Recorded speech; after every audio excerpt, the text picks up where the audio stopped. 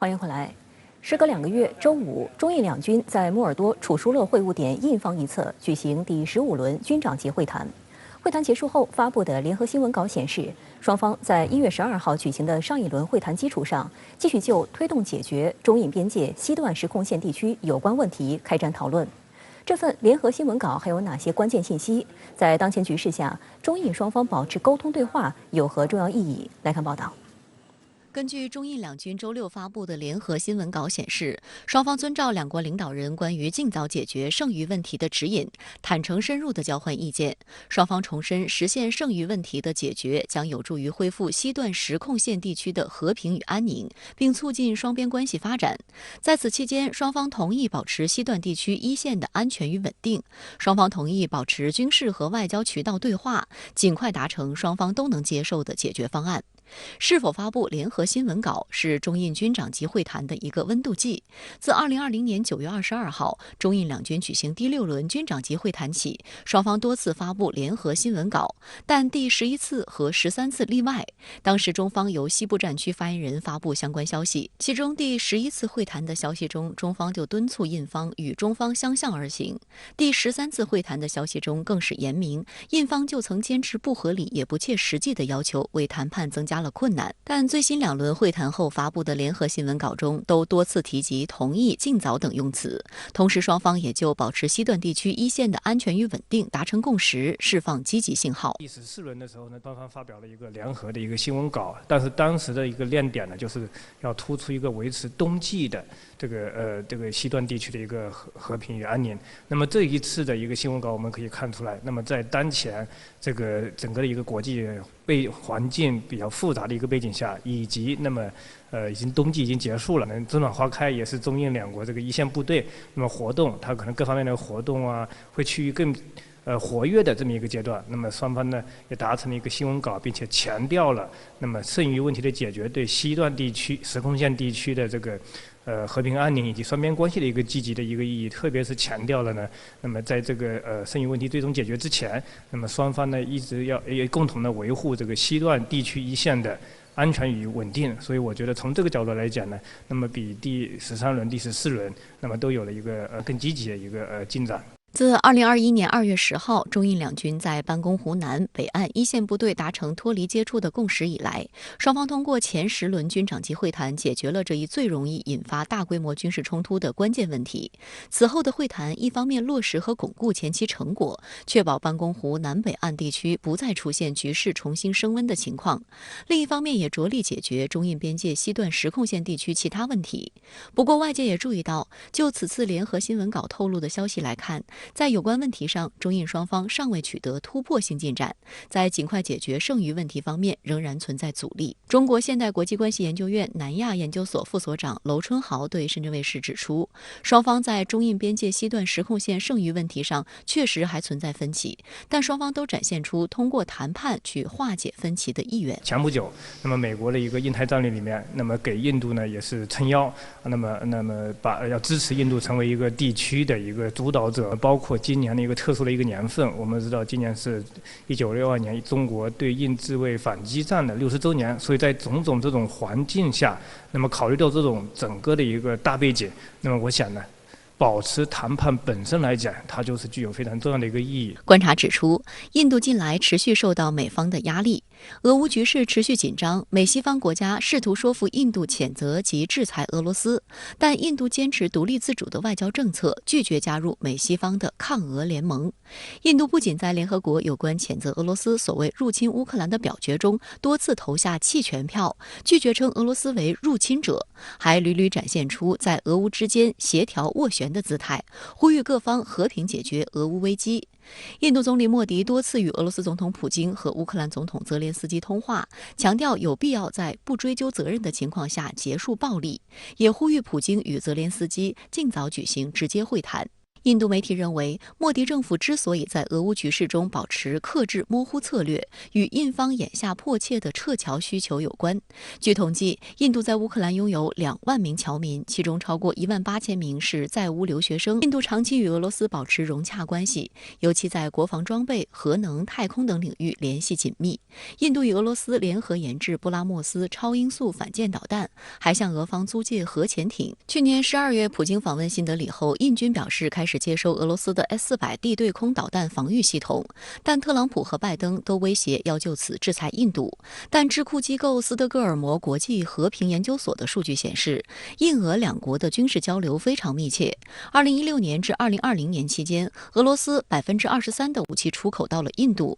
占同期印度所有武器进口的49%。因此，印度希望巩固自身传统武器来源，维护以俄制武器为主的军事力量。实际上，印度与美国之间是全面全球战略伙伴关系，印度也是美日印澳4国机制的一员，但也是其中唯一一个没有谴责俄罗斯的国家。因此，在印度拒绝在乌克兰问题上选边站队美国之后，美方已经表现出质疑印度是否可靠的强烈声音。美国负责南亚和中亚事务的助理国务卿唐纳德·卢就表示，鉴于印俄防务关系，美国正努力了解美国与印度共享的防务技术是否可以得到充分保护。因此，外界普遍预计，如果俄乌局势持续升温，印度在美俄之间保持平衡的难度将越来越大。俄乌局势的恶化，应该说给印度也敲响了警钟。印度的战略界，我想呢，他们应该得出的一个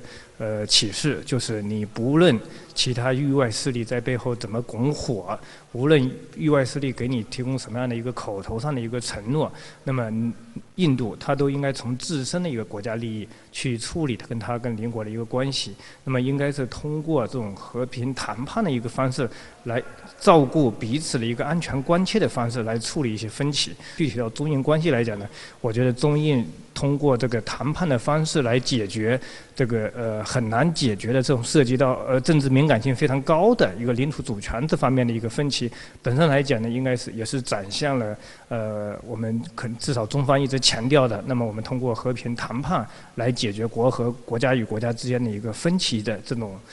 种意愿。华尔街日报指出，印度经济饱受通胀和疫情之苦，乌克兰危机推高油价，令莫迪政府的经济目标难以实现。现在美国还逼印度在美俄之间选边站，让迫切需要俄罗斯石油的印度十分为难。该报透露，在俄罗斯对乌克兰发动特别军事行动后的第2天，美国就已经和印方接触。布林肯不遗余力要求印度在联大投票支持美国，但很不幸，美国游说无果，印度坚持和其余34个国家一起投下弃权票。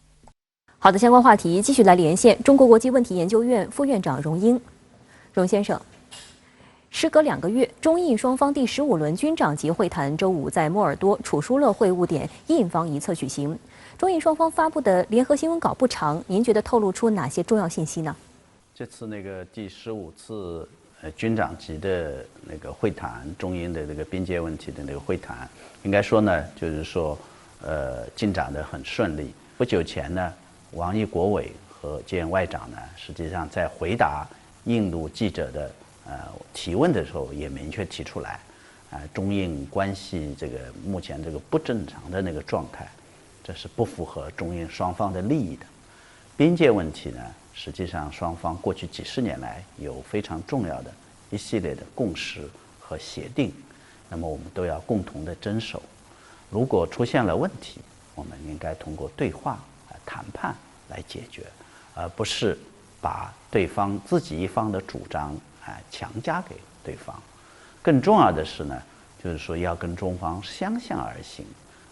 进行共同的努力来维护边界和平稳定，最终寻求双方都能接受的解决方案，维护中印边界问题的和平稳定，维护中印关系的总体和平、稳定、健康发展。俄乌争端中，印度中立的态度令美国不满，扬言要对印度进行制裁。那么，在美国压力下，印度还会在俄乌局势中采取模糊策略吗？印度呢是一个大国，那么印度它也是坚持自己的独立自主的这么一个外交的政策，印度也非常的为自己的战略自主的政策呢感到自豪。那么当然了，就是说印度在这个俄乌问题上的那个立场，也引起了美国和西方国家的不满。印度国内呢也对这个问题进行了热烈的辩论，就是说印度到底应该采取什么样的立场，到底应该从哪个角度来维护，通过什么方式来，一方面要维护国际这个法国际联合国的相关的联合国的那个宪章的宗旨和原则，同时呢也要维护跟俄罗斯的传统的这个友好的合作关系。所以看得出来，印度在这个方面呢确实是比较的为难，处于一个战略两难的那个一个处境。同时呢，我们也注意到印度国内战略界舆论界媒体也进行就这个问题展开了激烈的辩论。其中最突出的就是说，印度的所谓的战略自主，实际上在自己本身实力达不到一定程度的情况下，